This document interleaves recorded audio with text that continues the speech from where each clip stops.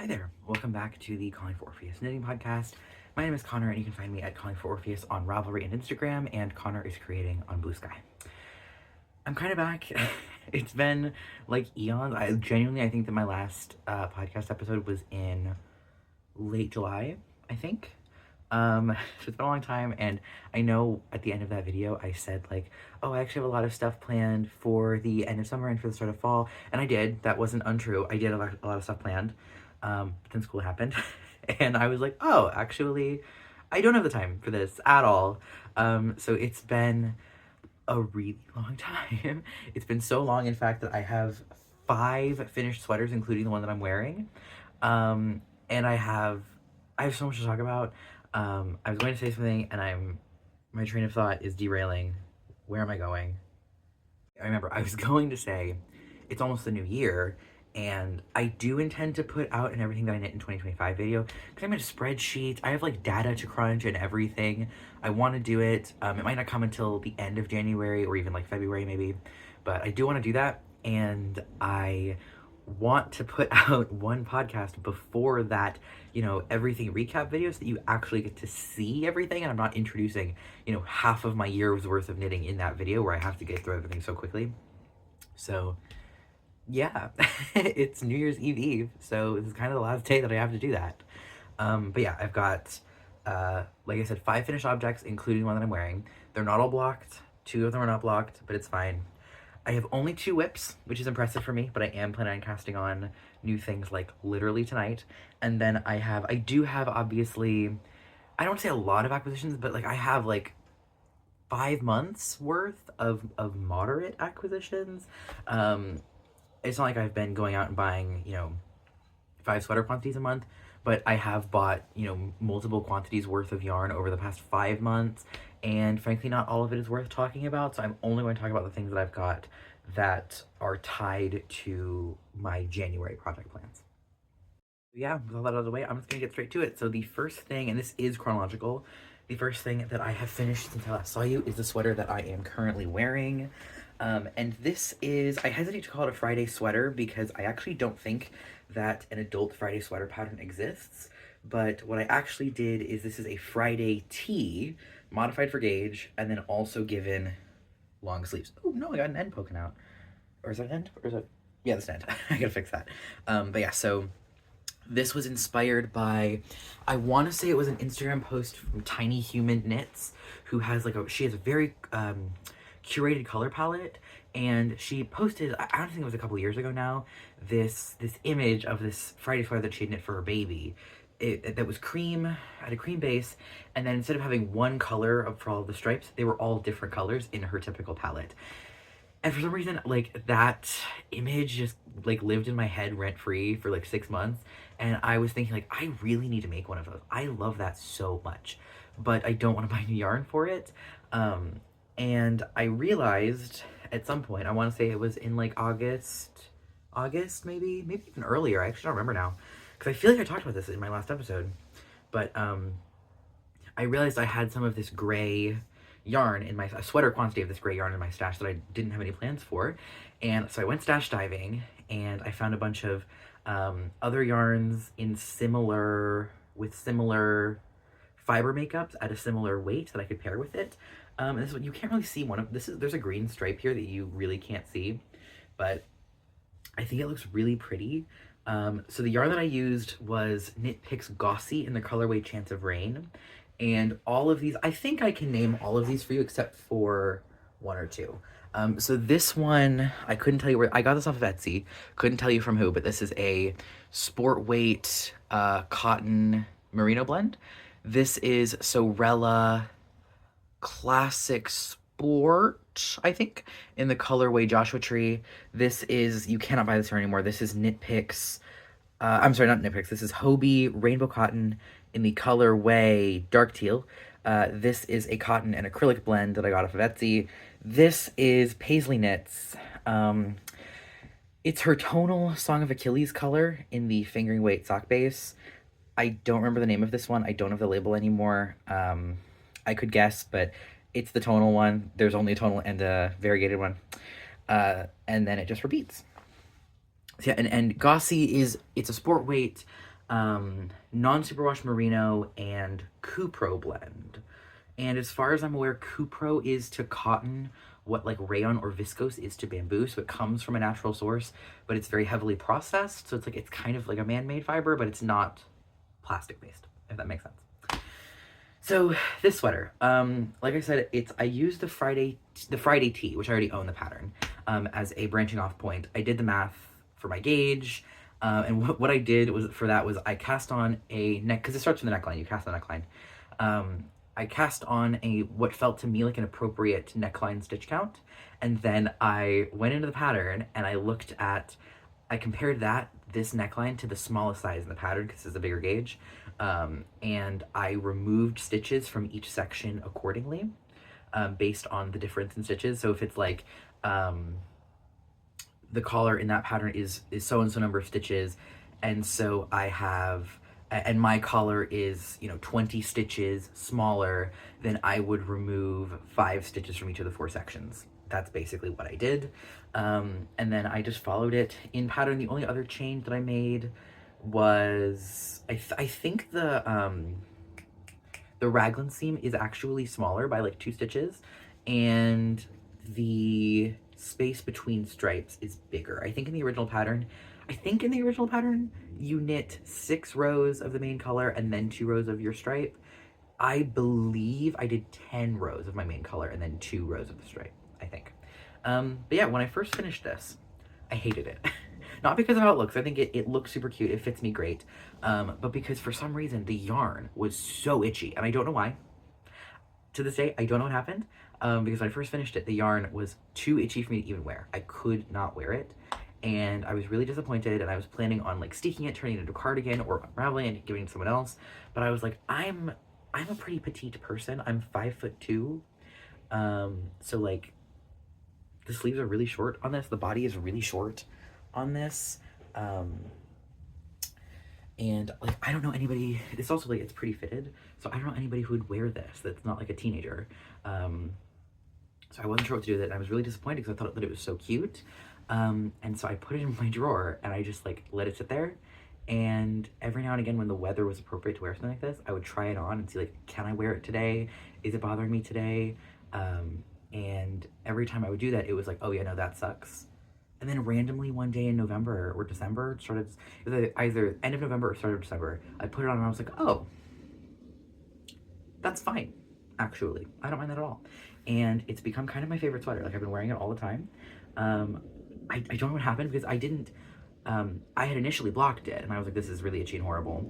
And again, it just sat in a drawer. I wasn't like constantly giving it a lot of wear, giving it a lot of friction. I didn't wash it repeatedly. I didn't wash it at all between that first block and the time that it started feeling soft. Really, I don't know what happened to it, but randomly one day it was like, I'm soft now. And I've literally used this as sleepwear now, when before it was like, I can't even put this on. So if you have sensitive skin, I would say like maybe be careful with Knit Picks Gossi because it might really bother you, but it also might not. I don't know. I don't have a recommendation. But yeah, I also feel like the fitted look is really nice because I normally make sweaters with like 10, 12 inches of positive ease, and this has 1. And I didn't think that I would like that, but I really do. So I might be making more sweaters like this in the near future. I just spent nearly 7 minutes talking about this sweater, and it's not even that interesting construction-wise, so I'm a little concerned for the rest of this video, but next sweater. So this is my tulip pullover by Lindsay Deegan. This is the next thing I finished chronologically. I knit this out of Barocco Remix Light, which is a gauge appropriate yarn. The main color is Blue Moon, and the contrast color is Birch, and I don't remember what size I knit. I want to say it's maybe 3, maybe? Size 2, size 3? I don't really remember. But I made this very, very differently than the way the pattern tells you to.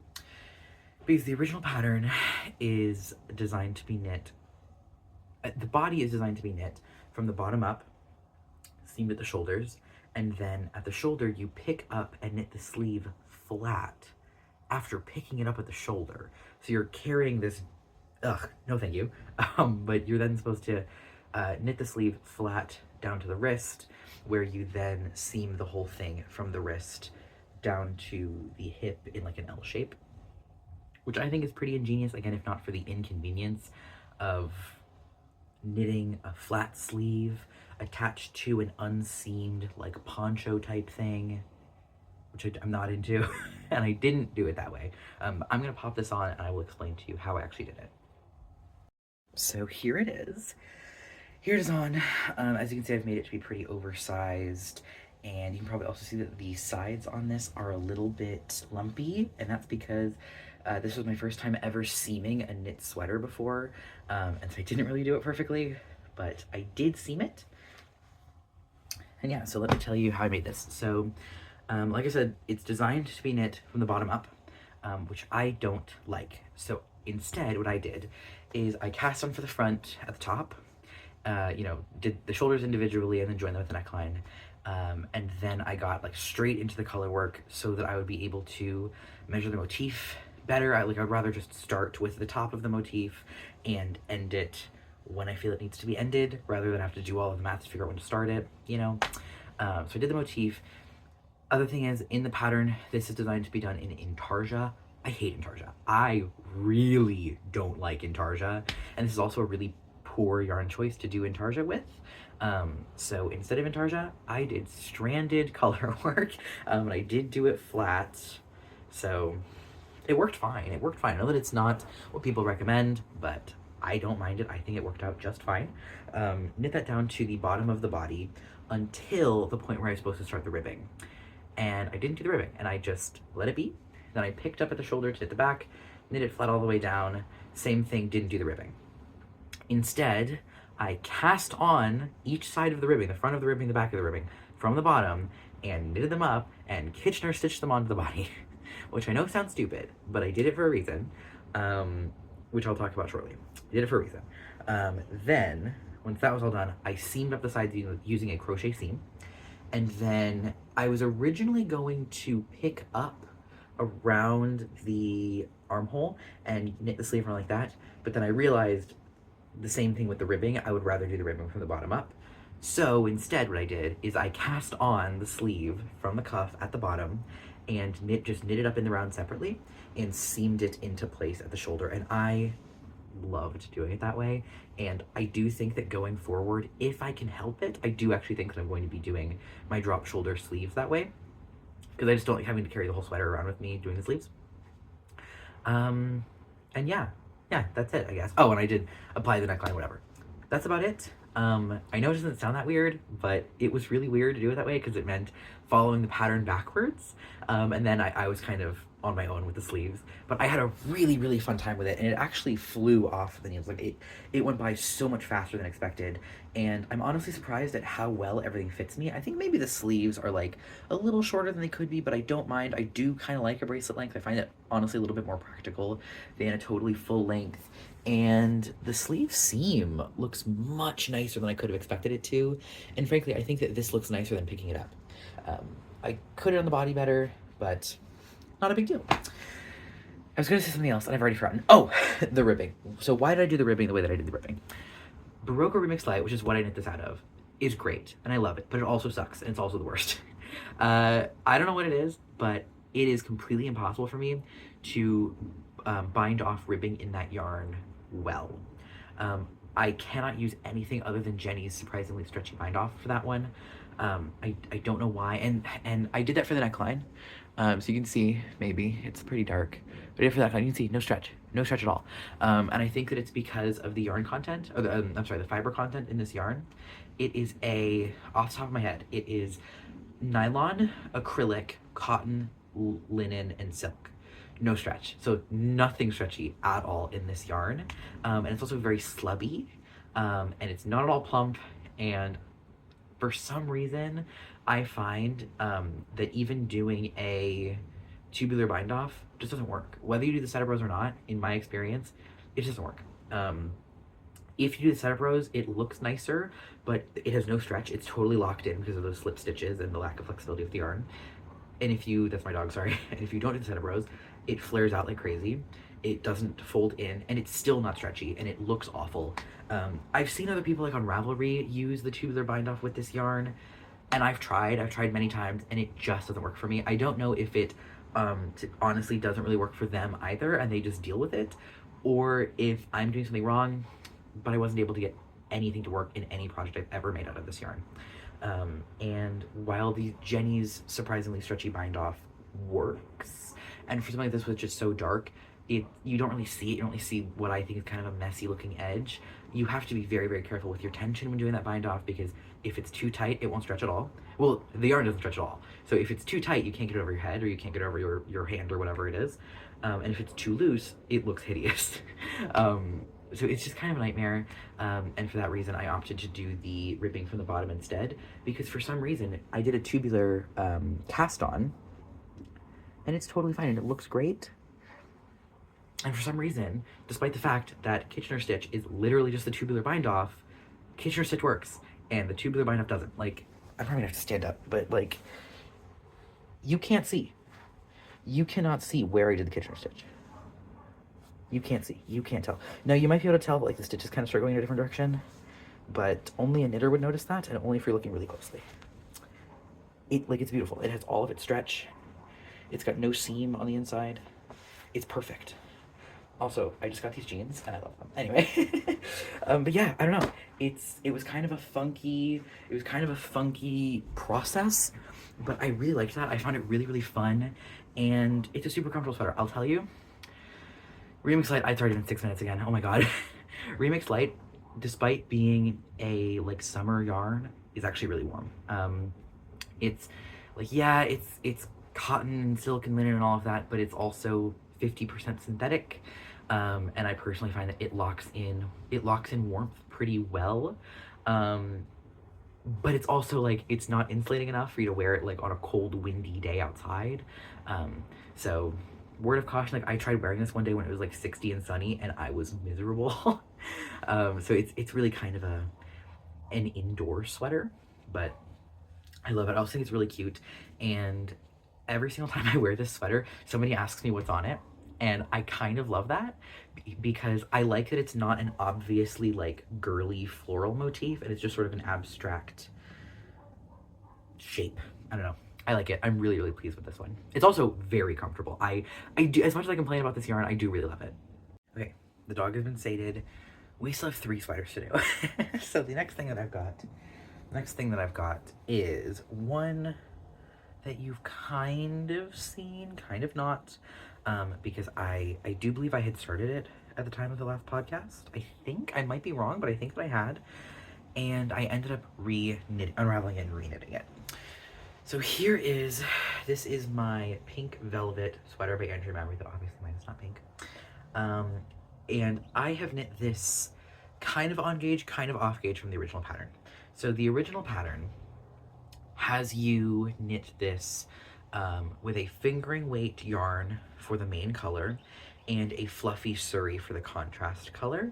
So the yoke has a much larger gauge than the rest of the sweater. And I had originally only purchased the main color and the contrast color, and in just fingering weight. And when I was at the yarn store, they only had 2 skeins of the main color. Now they're big skeins.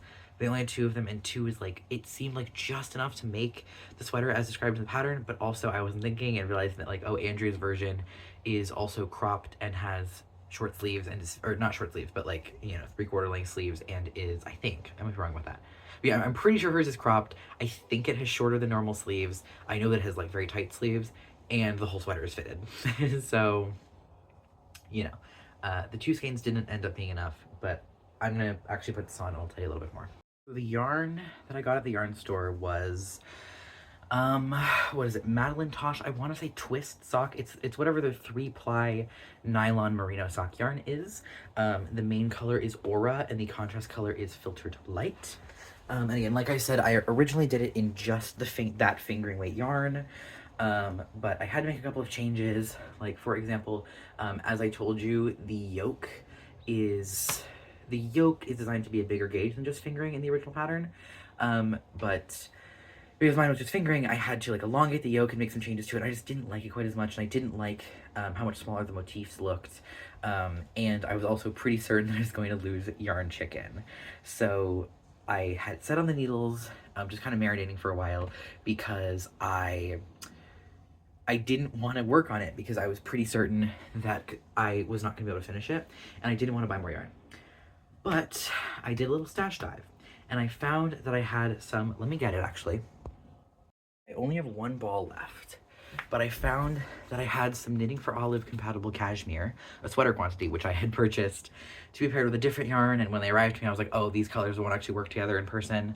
But it's some Knitting for Olive compatible cashmere in the colorway Dusty Dove Blue, which serendipitously is an exact, well, okay, is an exact pretty much color match for Aura, just in a solid color rather than tonal. And I also had some Hearts on Fiber Baby Yak blend, which is a like, it only comes in one color, and it's this like pearly gray off-white kind of color, and it's, I believe, a yak merino and silk blend, and that's what I ended up using for the contrast color. And I achieved this all DK version of Pink Velvet, and I do believe that I sized down. Don't remember what size that I made, but it wouldn't matter because it's off gauge anyway. So yeah, and on top of all of that, I still lost yarn chicken, and I had to get, I actually don't know which sleeve it's on because I did this so well. I think it's this sleeve, but I really can't tell. I think it's this sleeve. I had to get another skein of a silver sock yarn, and using helical knitting, I faded it in with the original Aura and the cashmere. I held the cashmere with it the whole time, and it was like similar enough that you can't really tell, especially with the helical knitting where I'm constantly switching between the original and the solid silver color, and I'm holding the cashmere with it the whole time. You really cannot tell that there's any difference, but I did have to do that. So yeah, so we are now on to the final two, and my shirt change maybe will clue you into what the second to last garment is. It is a cardigan. So hold on, this is gonna slip off the hanger. It's a cardigan, and I was intending to wear this for Christmas. The buttons are folding inward. I was intending to wear this for Christmas, but despite the fact that we've had a very cold winter, and today it's like 35 or 45 degrees out, Christmas was 70. We have had the coldest December in probably years. It's been freezing cold. It was 16 degrees the week before Christmas, and then the week of Christmas, for like 5 days, it was randomly in the 60s and 70s. And now it's cold again. I don't know what happened, but for just Christmas, it was like summer weather, and I wasn't able to wear it, but I did finish it Christmas Eve. And this is, I'm gonna go ahead and put it on. This is just a cardigan that I self-drafted using, I did use 2 strands of yarn to make this. The base yarn is, actually I have it right here. This is Knitting for Olive Merino, just their classic fingering weight merino in the colorway Red Currant. And then I've paired it with a boucle yarn. I don't know why I'm struggling to put this on so much. I paired it with a boucle yarn, which is Knit Picks Bubbly Boucle in the colorway Shirley, as in Shirley Temple. And it's just this beautiful red-orange color. Oh, it's really soft and comfortable. It's an alpaca. It's an alpaca yarn, which normally I don't tolerate alpaca very well, but in the boucle format, I don't mind it. I'm also not wearing a belt, so I have to adjust my pants. But yeah, here it is. It's got a double knit button band, which I did for I've never done this before. And I did this without a pattern. I just watched some tutorials and wung it. I'm gonna have to get pretty far back here for this. But yeah, it's really soft and comfortable. I've yet to block it, so the body fits actually more snugly than I wanted it to. Oh, and the buttons are just these plastic wedge-shaped buttons that I got from one of my local yarn stores. I originally had these North Star shaped buttons, but they were just too pointy and they kept getting caught on everything, unfortunately. So as you can see, it doesn't actually look like it fits that well. It kind of looks like it's too big for me in the lower, or too small for me in the lower body. It looks like it really needs a block, but I'm nervous to block this piece because it's alpaca boucle, which tends to grow very significantly. But I did my gauge math for this based off of the blocked gauge for this yarn. So I don't really know. I'm thinking about because the sleeves are pretty big. I don't know that the sleeves need to be any bigger. I'm kind of thinking about just blocking the lower body of the sweater. I don't know. So I am starting this again, doing the rest of the podcast episode the following day because I totally ran out of light, and you are just gonna need to ignore my sheetsless bed and the laundry and my wet hair because it's one of those days, but it's New Year's Eve day today. And I need to finish showing you my last finished object and then go through my whips and my acquisitions / plans. So this is the last sweater that I finished, and I finished this a matter of just a couple of days ago, and yesterday I blocked it. I also blocked my Christmas cardigan. It's over there, but I don't feel like putting it back on. It didn't change shape very much, but this changed a lot. It relaxed so much. Okay, so this is Réalta by Andrea Gone. I'm gonna try not to say Andrea Mowry because she's like, anyway, you know, Andrea's like my favorite designer. I'm probably gonna mix it up. Anyway, Andrea Gone, and she was doing with another designer, I want to say it was Nora Gone, question mark. They were doing a Gone Along Cal, and they each did a cabled sweater pattern. I think they're both sweaters. They each did a cable pattern, and you could pick either of them, and it went from sometime in November to, I think, today. I didn't participate in the Cal formally, like I didn't submit for prizes or anything, but I just saw this pattern going around and I was like, oh my god, I need one of those. And I don't own a cable sweater. I knit my first cabled sweater last year, actually, for Christmas, and I didn't like how it fit me, and I found the yarn quite itchy, or the yarn pairing anyway, quite itchy, and so I unraveled it, and the base yarn became that cardigan. And so because I don't have a cable sweater, I was really wanting to make one, and I fell in love with this one. Let me get up close so you can actually see. This is the only, actually that's a lie. This is the primary cable. There is another little cable detail down the shoulder here, which I actually made a slight modification to this, which I'll explain shortly. But when I say this is the only cable, I mean it's not like all over cabled. The changes that I made to this sweater are, first of all, that cable I just showed you, it's supposed to sit at the top of the shoulder here as a saddle, but I didn't really like that because I thought that it would be less visible that way. So I actually made the back panel shorter, at least for that upper part. I made it shorter. You can see here, this section here is shorter for all of the cables until the sleeve join.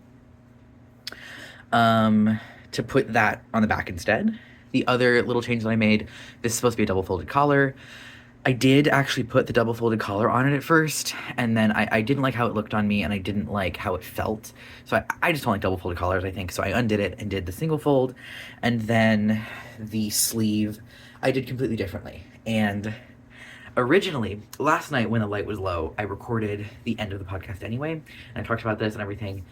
And this morning, I made a realization about things that I said about the sweater in the podcast that was like, oh, that was wrong, and I was complaining about something that I didn't need to complain about.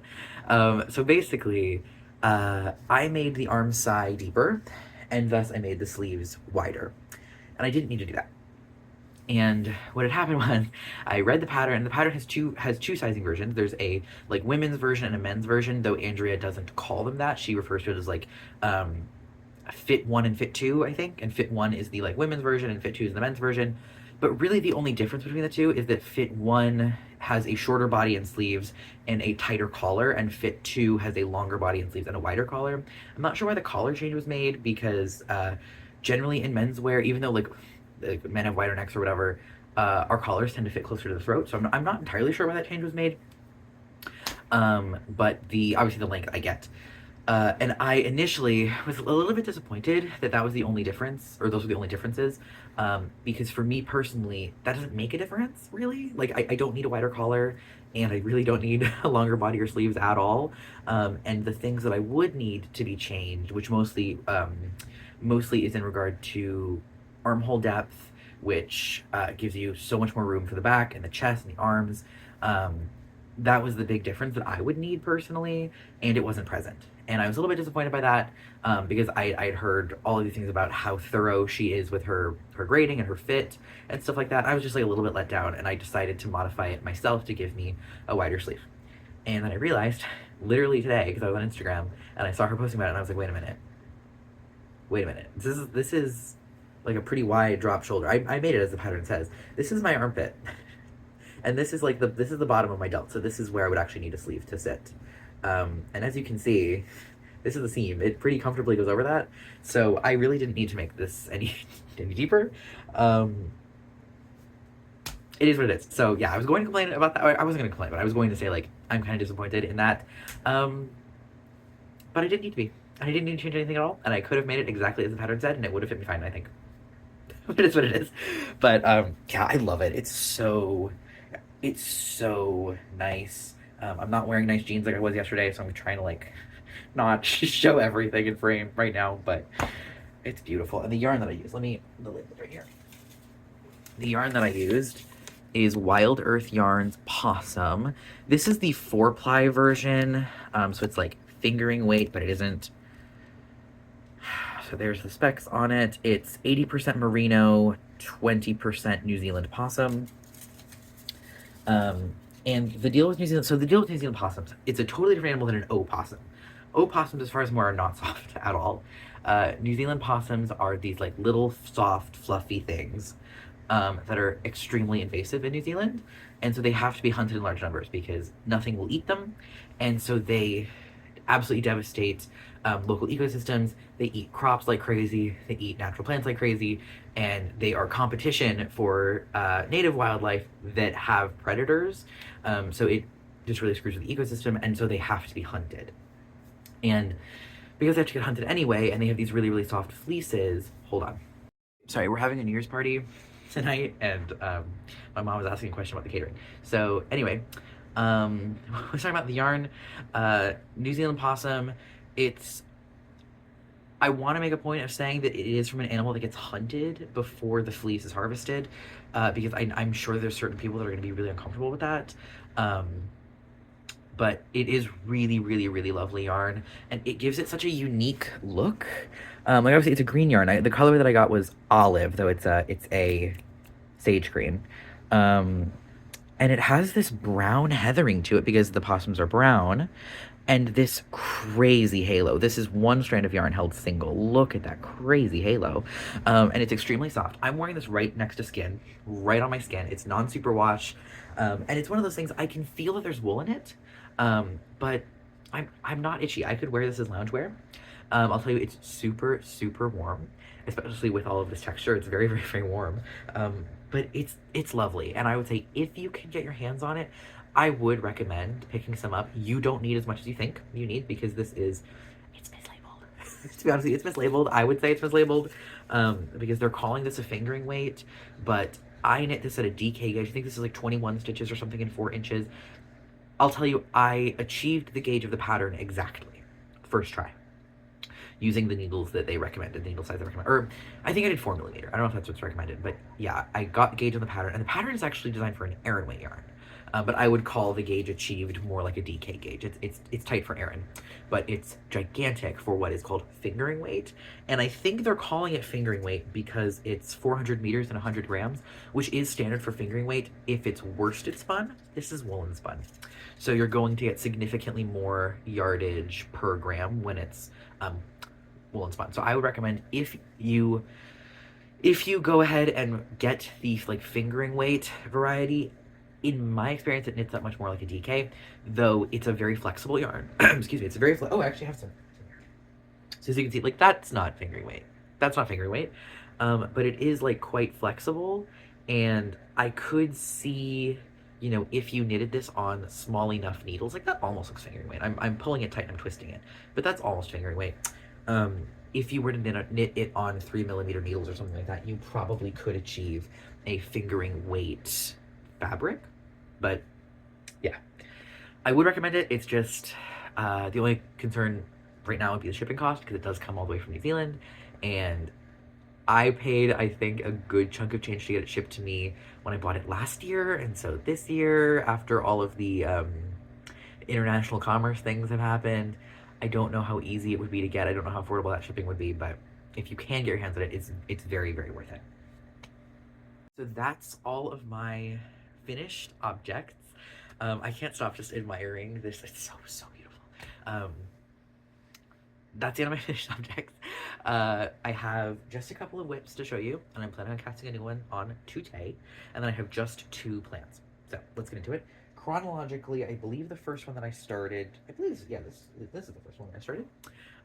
This, I wish I had the hanger, is Nightfall by Max and Sear. Look at that. Oh, I tried to film this last night, again, like when the light was low and the sun had already set, and you just could not see the colors at all. But God, look at that. Not to toot my own horn, but like, look at that. God. It's mostly, I've pretty much exactly copied the colors used in the original pattern, except for this purple here. Because in the original, it's like a dusty pink, and I don't care for pink. Yeah, God, look at that. So pretty. And this purple, actually, this is a yarn that I got dyed to, or like custom dyed to order from Briar Patch. Before he switched to doing everything dyed to order, he was doing, he would dye up a batch and list it in his online store, and it was just like, you would just get whatever was available, and you could optionally put in a special order for custom, sweater quantity. Well, during SAF, I wasn't at SAF, but one of my friends was, and that's the Southeastern Animal Fiber Fair. One of my friends was there, and I asked her, because she had asked me, you know, do you want me to look for anything for you? And I said, honestly, no, don't get me anything. But the only thing that I would accept you picking up for me, because it's so special, is if you can go to Andrew's booth, and you can find a skein of his new fingering weight base, which is the, it's superwash merino, yak, and silk, maybe nylon, but I'm pretty sure it's superwash merino, yak, and silk. If you can find that base in the colorway Hypnos, please bring me a skein. And he didn't have it, but he messaged me on Instagram a couple days or a week later saying, hey, your friend was here, and she asked if I had this yarn and I didn't. Do you want me to put in a custom order for you? Because I'm dyeing yarn anyway, and I'm dyeing yarn in this color anyway, so I can just throw in a skein of that base. And so I was able to get this custom skein of Hypnos. Let me actually grab what's left of it. So here it is. Just look at that. The base has like a little bit of a sheen, but nothing obnoxious, and it's super soft and drapey, and has like just the most gorgeous, you can't really see the ply definition, but it's there and it's beautiful. And it's extremely ridiculously soft, because before this, the only fingering base that Andrew carried was a Blue Face Leicester sock yarn, and that's just too itchy for me. Anyway, so I got that custom ordered in. The black and the off-white are both Cascade Heritage. This is Real Black, and this is Macadamia. And then the main color is Espresso from Sorella Yarn, which this was a limited colorway as part of their Songs of the Summer collection. So it's one of those things that you cannot get unless they bring it back from the vault. But I saw, because I was looking at the pictures of this sweater, I was like, God, I really want one so badly. But I couldn't find a source of yarn that was in these dark moody colors, and particularly for the main color, because this is an exact match for the main color, because it's like, it's gray, but it's also like there's a little bit of like a warm gray, there's a little brown in there, a little purple almost in there, and I just couldn't find anything quite like it. And in the original, they use this rustic yarn that I just wouldn't want to use. And then literally the next day, Sorella announced this color. So, yeah. I can't remember what size I'm making. I want to say it's probably the size 2 or size 3. It's one size below what Max made for himself.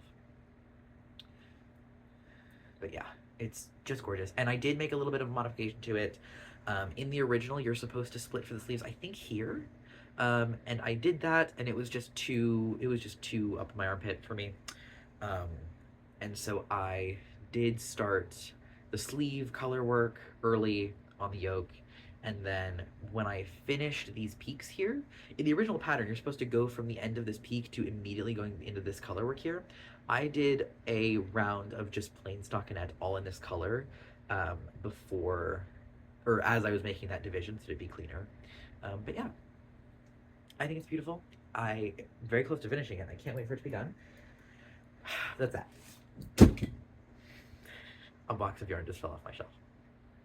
Okay, so the next thing is an out of season whip, actually. It's a not seasonally appropriate whip, but it was made for a reason, and frankly, I'm not sure how I feel about it. I might end up unraveling it and doing something a little bit different with this yarn, but I have started. Oh, I forgot to hold on. Anyway, I have cast on a little striped. That's the bottom. A little striped T-shirt. I'm not sure how I feel about this. I I don't know if that's the vibe. I don't know if it's giving like fun, casual, classic, or if it's giving Waldo, or if it's giving like gondolier. I kind of think it might be giving Waldo and or gondolier, so I might not keep this the way that it is. But I've cast on a t-shirt because for Christmas I received 2 skeins of yarn, and this is, I didn't even know this was coming. I had no idea that this person was sending me anything, much less something like this. And this is someone. This is an extended family member of mine who is themselves crafty. But I met this person once 2 years ago, and I think they looked at my stash for like 30 seconds. Again, once 2 years ago, and for Christmas sent me 2 skeins of this yarn. This is black squirrel yarn, merino linen sock. I think you can see it's focusing on my face probably, but that's it. And it's this beautiful undyed, like natural ecru colorway. It's so beautiful, and when I was so excited when I opened this because I was like, oh my god, I've been wanting to knit, or I've been thinking about knitting a wool or wool blend tee in 2026 because I don't have anything like that. I used to, and I unraveled it because it didn't fit me quite right. I was so excited, and I had extras of this red currant color from my cardigan, and I was like, oh, I'll make a little red striped tee because I love stripes. But honestly, dark on light is not my thing. I don't really like that. And I do also think that like the white and red, or the beige and red, is giving Waldo and or gondolier. I don't know if this is really the vibe. So I'm thinking of instead doing, and I probably will have to buy an extra skein of this yarn, but that's not a huge deal, because they do ship to me, and it's also, it is a yarn that's like realistic for me to buy myself. So it wouldn't be a huge deal to get it shipped to me, another skein. I'm thinking of doing either like an all textured shirt. I'm thinking of doing Finally Knitting Cloudsley by Isabel Kramer, which has this like faux cable pattern on the back. But I'm also thinking like, I don't know that I'm going to like knitting or really like wearing a plain, solid, like ecru stockinette shirt. I don't know that I'm gonna love that. So I've also thought about doing some non-stripe color work, or striping in just a different color that I think, may work a little bit better with this. Or I could stripe in, I didn't even think, I just thought of this right now. I could stripe in multiple colors like I did with my Friday sweater that I love so much. I could do that because I actually have a lot of non-superwash merino in my stash.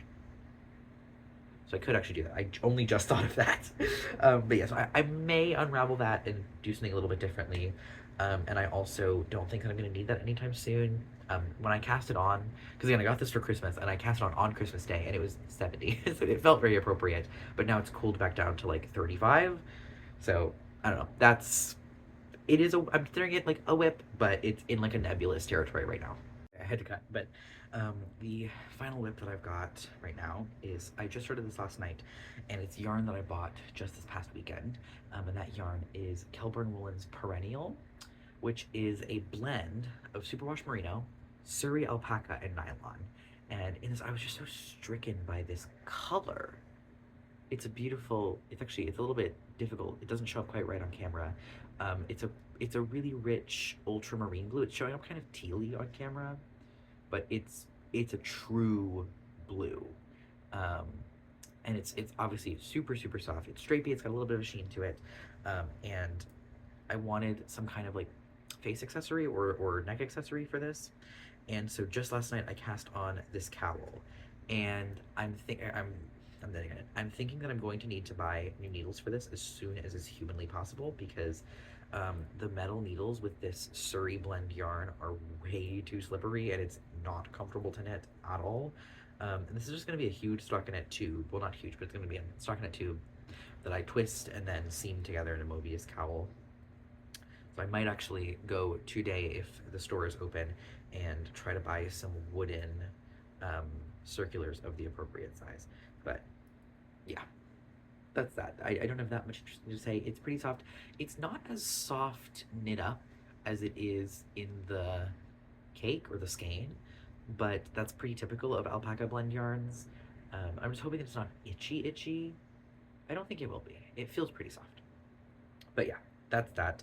I'm semi-excited about this. I'm a little bit worried that it's not going to be fun to knit because of how slippery the yarn is, but we'll see. I actually think that that's that for my actual current active whips. And finally, I get to show you two of the quantities that I've acquired since I last saw you. And this isn't obviously all of the yarn that I've gotten, but I haven't gotten very much overall since my last podcast.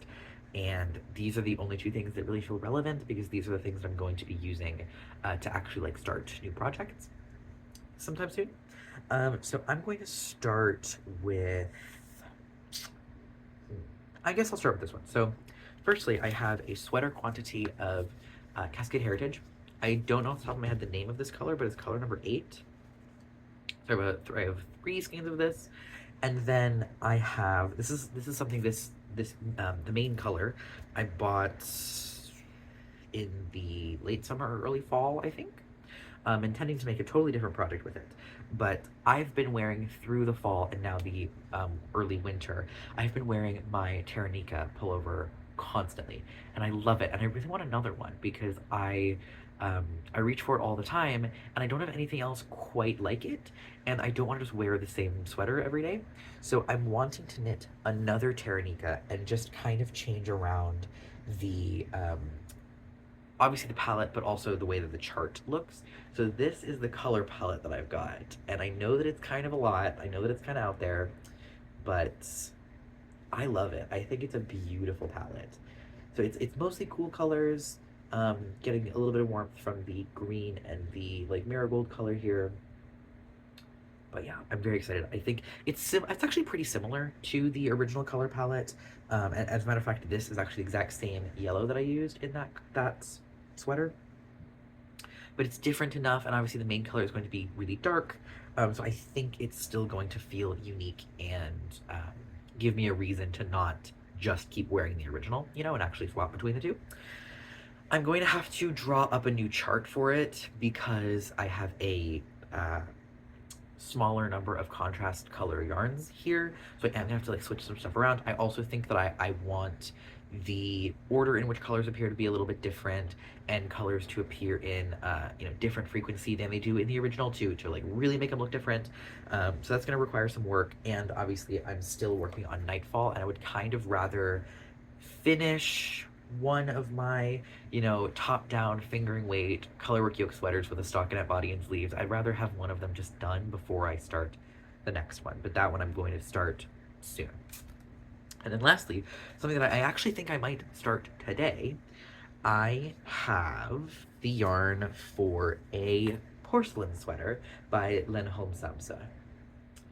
Here you see 3 of these are from Granite Mountain Fiber Co., and 1 of these is Cascade Heritage. So the white base yarn is just Cascade Heritage. I want to say the color's 13. Yeah, it's color 13. It's just like, it's a true white. It's probably snow or something like that. And then I have this fingering weight yarn and Surrey in the colorway Peoria for the colorwork motif. And then to pair with the white, I have the color Bone.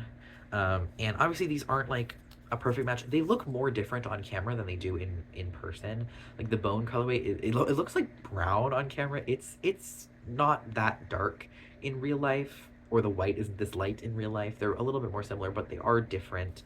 And there will be, I think, a pretty obvious heathering, but I think that that's what I want. I really, really hope that I don't start this and go, ooh, that's ugly. I really hope I don't. But yeah, that's what I've got going. And I'm wanting to make this as part of, once again, Andrew from the Briar Patch is doing a New Year's make-along. I want to say he's calling it the New Year New Sweater Mal.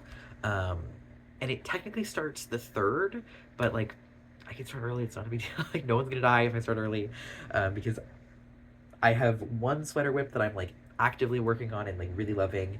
I have one accessory whip that I'm going, ooh, this hurts my hands kinda. And then I have one. I just realized I might be able to double up on this yarn.